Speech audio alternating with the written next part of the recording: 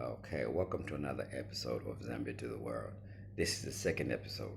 I've done some YouTube before, YouTube videos in the past, but I never really focused on being Zambian or being African, and primarily because I was in different industries in Australia, so I never really focused on that. But now that, as I said, currently I am in Australia, and I want to use this time up to show you different places and just give you some more knowledge of what I know and impart to somebody because I realize that only a few people would take this up on.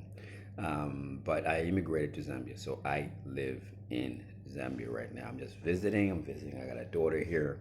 Yes. But the subject matter today is perceptions, ideas of what we have. The reason why part of the challenge is to try to get us to do more, yeah, as Zambians in Zambia, okay, to do more abroad or with what we have as Zambians, because as a people we're known to be friendly, to be warm, and hardworking when we're in different industries. But I seem to see that kind of hardworking overseas. Like right now I'm in Australia, I see the hardworking of Zambia. My aunt, she's Zambian, of course. I got a friend, very hardworking, but I never see that translate entirely when like we don't bring that same energy to Zambia. Why is that? Why is that? Like an example, I'll give you another example. I went to a Nigeria Independence Day celebration, and I went to a Kenya Independence Day celebration, and a Zambian Independence Day celebration. They have one thing in common. All these people, okay, I'll say it like this: all these people, there's doctors there, there's lawyers there, but when they do something like a meet, an African meet, it always starts very late, extremely late. But when I go to a white thing where the same people participating, it's on time and they're on time. So we have a certain side to us that we don't do the best for us.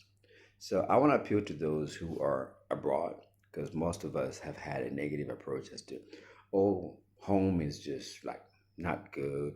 There's no opportunities there, corruption. Who is going to change those narratives if we don't start? If I don't start, okay? Because I don't want to be the one that just like spills some words to you. I'm doing it. Who's going to change those narratives? Who's going to make a difference? Because the reason why you're successful in the UK or in London or you're successful in Australia or in the United States is because you fought. You believed in the opportunities in those respective countries and you put your best foot forward. Okay. Um, and you made it happen. You became what it is that you wanted to become. But the reason why we give up quickly on our land, Zambia, for instance, excuse me, is because we don't believe it's worth the fight. It's something that Putin says. Yes, Putin said Africans go to Africa to die. And the man was wise to say that. We give the best of our energies toward the nursing homes here. We work for them. You know what I'm talking about. But then when we're old, that's when we head back home. Live rural in the farm. We see it as the last thing to do. And Putin was right to say about that. We should not have to wait till age catches up with us for us to explore home. And it's up to us to change those negative narratives one person at a time. One person starts a farm, one person starts a pharmacy. Whatever it is that you're calling, whatever it is that you're doing here, you find that there is it'll be well received. And you're gonna reward you want to get rewarded for it monetarily. You will, trust me, because why is it that we see Chinese there? Why do we see white people there? It is because there's money in Zambia, in Africa, period. We know that. We know that in our heads, but we don't know that in actuality because we don't practice it. That's why I took myself to Zambia. I took myself there because I realized that if I don't do it, has it been easy?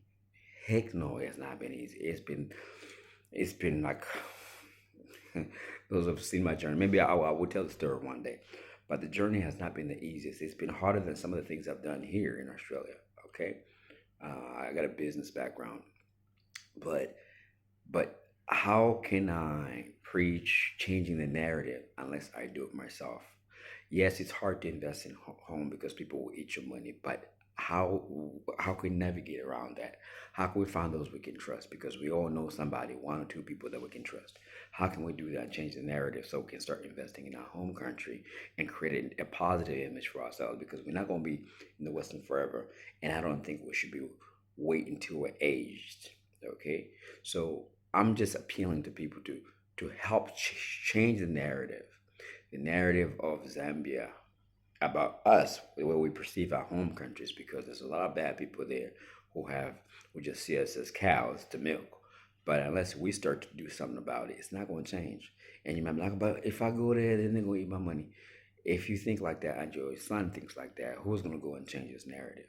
Okay, the role of this channel is to try and inspire Zambians or Africa in general, but I'm Zambian, so I speak to Zambians, to inspire them to do something about the energies they have, the resources that they have, to improve their home country, create their wealth and businesses for themselves. That's where it's at. So I'm just putting that to y'all. I hope you take that up on. Thank you for hearing me out. All right, peace, love, and blessings.